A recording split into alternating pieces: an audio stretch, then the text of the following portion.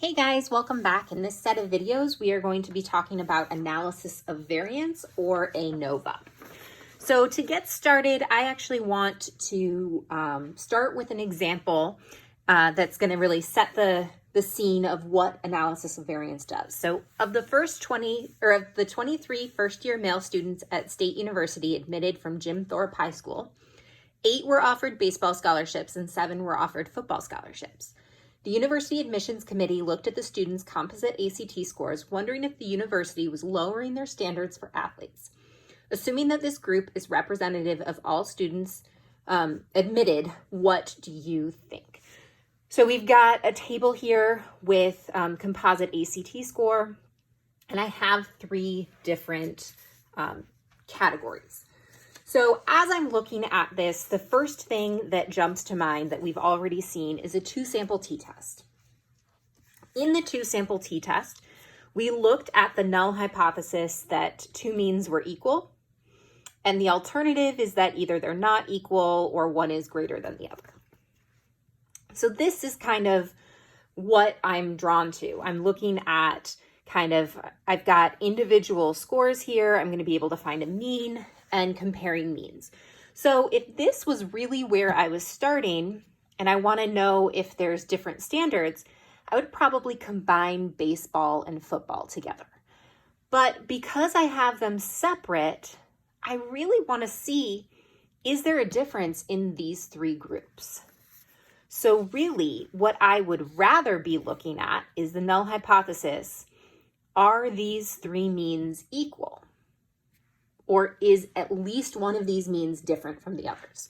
So I'd rather not condense these into one group. I'd rather look at them separately. So this is what I would like to do. This is not a 2-sample t-test, but it's more a generalization of a 2-sample t-test. That's what we're going to see ANOVA is. So these are the hypotheses for an analysis of variance. But looking at that 2-sample t-test, we found a test statistic by taking the difference of means and subtracting 0 and dividing by the standard error. The standard error we found by averaging the variances of the 2 different samples. And the degrees of freedom for the t-test were conservatively the minimum sample size minus 1, or they were calculated using our calculator or other technology. So this is the 2-sample t-test, but we want to generalize this out if we have more than one mean. So the first issue I see here is that there is no longer a good measure of just the difference. If I've got 3 means, I can't really find the difference of these means in a meaningful way. So I'm not going to be able to use a test statistic that looks like this. I'm going to need to think of a different way to approach this. Using this means of finding a standard error, maybe that's okay, but I can't use this as my test statistic. I don't just have a difference of observations that I can find really easily. I can't rewrite this in the same way that I could subtract mu2 to get mu1 minus mu2 equals 0. This is my null hypothesis. So it's not really going to work for me to do a 2-sample t-test. So what I need to be looking at here is something a little bit different. So I want to think about where this data is coming from. So I'm going to start using my calculator. I'm going to generate some data. So I'm going to go to math probability, and I am going to generate some random normal data. So I am going to assume that we have some population with some given mean and a standard deviation. So let's say that I am going to generate some data. Let's say that this data has a mean of 50 and a standard deviation of 5. So this is the population. And I want a sample of 10. So I'm going to generate this data, and I am going to store this data in list 4. So this generated 10, this data, or this chose values from a random normal distribution with a mean of 50, a standard deviation of 5, and I end up getting this data. So if I go into my calculator and I look at list 4, it generated data for me. So if I look at this data, I'm going to do 1var stats for list 1. And I get that this data has a mean of 49.8 and a standard deviation of 4.6. So the mean is the first number, and this was a sample, so the standard deviation is 4.6. Okay, I'm going to do this again. I am going to generate another distribution. So this was n equals 10.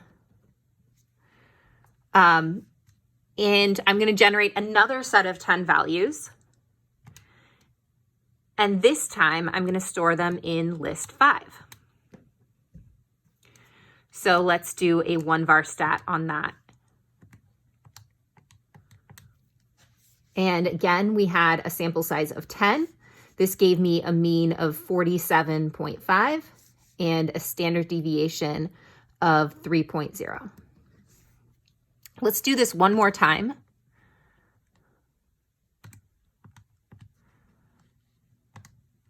Same values. And I'm going to store it in list 6.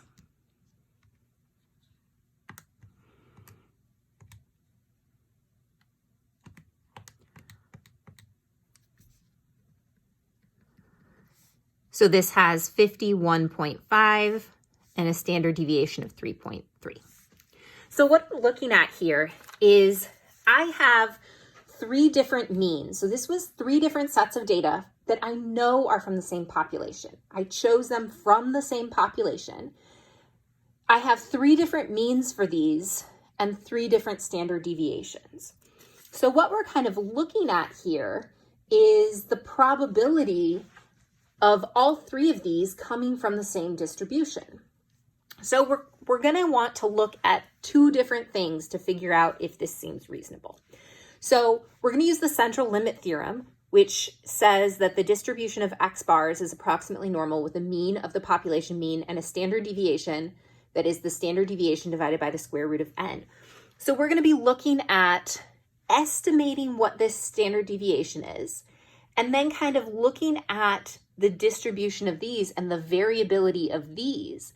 And if the variability of these seems reasonable with respect to the variability of these. Okay, so we are going to be looking at kind of how do these compare to each other. If these values are so different from each other, or if at least one of these values is different enough that the variability of these is huge compared to the variability of these, what we're going to end up seeing is that it'll seem really unlikely. So as an example, I'm going to change this third data set. So instead of this data set coming from the same population, so here I had the mean was 50 and the standard deviation was 5. I am going to change this one to be the mean is 53 and the standard deviation is 2. So it's actually going to come from a different population. So what that's going to do, so I'm going to generate another set of data. So the mean is 53 and the standard deviation is 2. And maybe this time I'm only going to get 8 values. So this is N3 is equal to 8. I'm going to store this in list 6.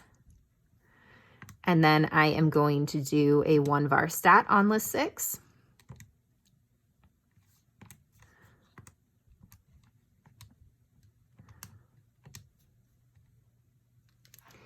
And I get a mean of 53.6 and a standard deviation of 2.8.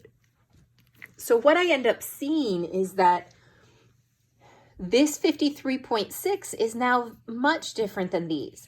And so the greater the difference in the means or the standard deviations, the more you'll be able to see this difference. But what we're really trying to look at is the variability of these means with respect to the variability of the samples. If the means have high variability compared to the samples, then we're going to say, I think they're not from the same population. If the means have relatively small variability compared to the standard deviations, or if the variability here is on par with the variability here, based on the central limit theorem, then we're going to say that we think that they might come from the same population, or that their means are about the same. So we're going to look at this more closely and get into the actual specifics of what we're going to be doing rather than just generating data on our own in the next video.